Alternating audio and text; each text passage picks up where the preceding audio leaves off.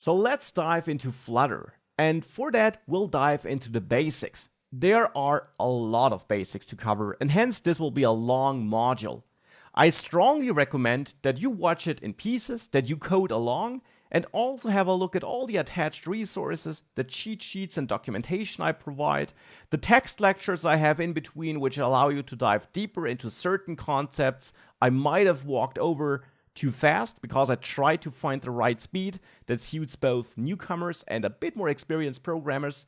So take advantage of all these resources, and of course don't be intimidated by the length of this. By the end of this module, we will have covered a lot of the core basics you need to build amazing Flutter apps.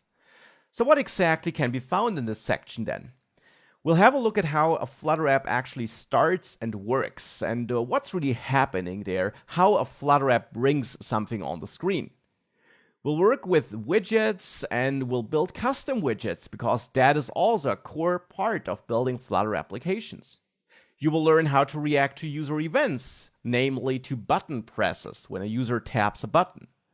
We'll learn that there are two major different kinds of widgets, stateless and stateful widgets, and you will learn what the differences are and when to use which widget.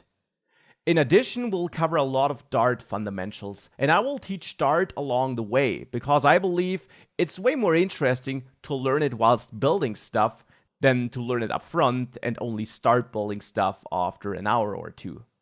We'll learn all of that here on a concrete Flutter app, arguably not the most beautiful one. We'll build way more beautiful applications later throughout the course, but that simply is the case because here I want to focus on a lot of functionality and features and behind the scenes stuff and not so much on the layouting and styling stuff, which we'll also have a look throughout this course though, no worries. So we will build way more beautiful applications throughout the course.